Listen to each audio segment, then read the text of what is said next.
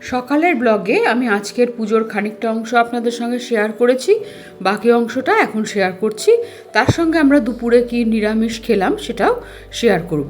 তো ওদের সকলের দুধ ঢালা হয়ে যাওয়ার পরে আমিও শিবের মাথায় দুধ ঢেলে দিয়ে তারপর সেই যে পাথরের থালাটা ছিল ওর থেকে পঞ্চামৃতটা ওই তামার পাত্রটায় তুলে নিলাম। এরপরে স্নানের যে জলটা রেডি করে রেখেছিলাম সেটা দিয়ে ঠাকুরকে খুব ভালো করে স্নান করিয়ে নিলাম, আর তারপরে মুছিয়ে একের পর এক সমস্ত কিছু দিয়ে সাজিয়ে দিলাম। বেলপাতার মালা, নীলকণ্ঠ ফুলের মালা, আর যে বেলপাতাটায় ওম নমঃ শিবায় লিখেছিলাম তাতে কয়েকটা দুব্ব আর ফুল দিয়ে ওর বাবাকে বললাম, তুমি যখন উপোস করেই রয়েছো একটু বেলপাতা ঠাকুরের কাছে দাও, একটু কালো তিল দাও আর একটু চন্দন পরিয়ে দাও। তো সেই দেখা দেখি আমার ছেলেরাও একই রকমভাবে দিল, আর এরপরে আমিও কিন্তু তাই দিলাম যে আমার একটা বেলপাতায় শুধু একটু চন্দন মাখিয়ে নিলাম, তার সঙ্গে ফুল দিয়ে ঠাকুরের কাছে দিলাম আর অর্পণ করলাম কালো তিল। তাহলে আমাদের এইবারে 5টা সোমবারে 5 রকম শস্যই কিন্তু অর্পণ করা হয়ে গেল। এইবারে আমি যে সাজানোর ফুলগুলো নিয়ে এসেছিলাম এক এক করে প্রত্যেকটা সাজিয়ে দিলাম। সেদিন গিয়ে যে এত সুন্দর সুন্দর রঙের গোলাপ পাবো আমি সত্যিই ভাবিনি। মালা গাঁথাবো বলে গিয়েছিলাম, কিন্তু গোলাপগুলো পেয়ে দেখুন আমার সিংহাসনটা যেন একদম অন্যরকম লাগছে।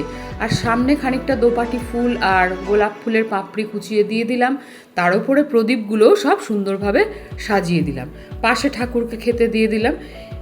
ইচ্ছে আছে আমি এই জারবেরা গোলাপ কোনোটাই ফেলবো না, এটা সিংহাসনের কাছেই আমি সাজিয়ে রাখবো।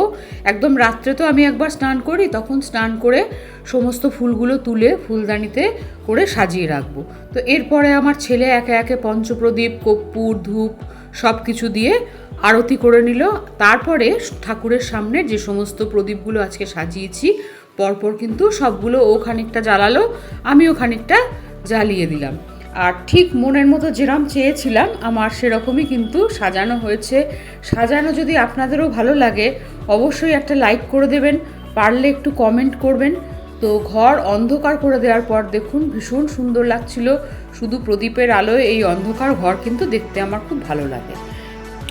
আজকে তো আমরা নিরামিষ খাবো, তা বৌদিকে বলেছিলাম কাজু আর পোস্ত বাটা দিয়ে যে পনির হয় কাসুরি মেথি দিয়ে সেটা করে রেখে যেতে। আর আমি ভাবলাম এর সঙ্গে কি খাবো, তার থেকে একটুখানি বাসমতি চাল দিয়ে গাজর আর কড়াইশুঁটি দিয়ে একটুখানি ভাতের মতো করে নিই। কিন্তু এটা ঘি টি অন্যান্য মশলা কম দেবো, এমনি সেদ্ধ ভাতের মতোই হবে। তো সেই রকম নুন দিয়ে শুধু এগুলো দিয়ে একটা ভাতের মতো করে নিলাম। বড় ছেলে বললো আর ঘি খাবে না, শুধু এই ভাতটাও পনির দিয়ে খাবে। ছোট ছেলেকে দেওয়ার সময় ওপর দিয়ে একটু ঘি ছড়িয়ে দিলাম।